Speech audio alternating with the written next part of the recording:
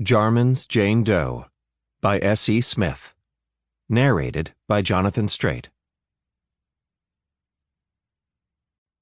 Prologue. Hidden lab on the moon of Alamont. "Destroy everything," General Cerberus Teevil ordered in a loud, commanding voice, above the sound of laser fire and alarms. Jarmen D'ju was conscious enough to sense the deep wave of panic sweeping through the room, even before Cerberus came charging into the laboratory. The cold rage in the Draka commander's voice jerked him out of the haze of pain clouding his mind. The Draka seldom showed emotion, but when he did, it was anger, and usually directed at Jarmen. "What about the subjects?" a harried scientist asked. "The general said everything must be destroyed. No survivors," another scientist replied in a terse voice.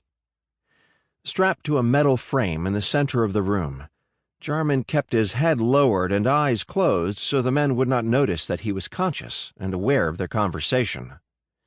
The two subjects next to him did not react either, but Jarmen was certain this was because they were not conscious.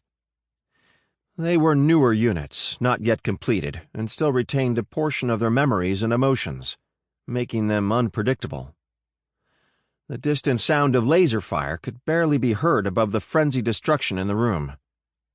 Jarmen turned his head to watch Cerberus walk past the line of men sealed in cryocylinders to the emergency control box. The scientists called him Commander Samael, the Angel of Death. Jarmen simply referred to him by his species name, Draka, adding enough derision when he said it to make it sound like an insult. It was a small act of defiance, but knowing that the man detested it gave him satisfaction. The expansive complex had been constructed where a meteor impacted a millennium ago. The full lab and surgical center contained a multitude of computers and medical equipment. There were currently less than a dozen test subjects left in the complex. The failed specimens were disposed of as quickly as possible in another section of the lab. Smoke filled the room as more and more equipment was hastily destroyed. Jarmen dispassionately watched Cerberus pull open the protective clear lid on the small metal box attached to the wall and press the red button inside. Every cryocylinder began filling with a dark red acid.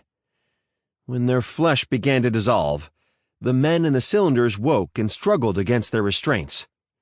Their organic casing disappeared, revealing the adamantium frame. Sample complete. Ready to continue?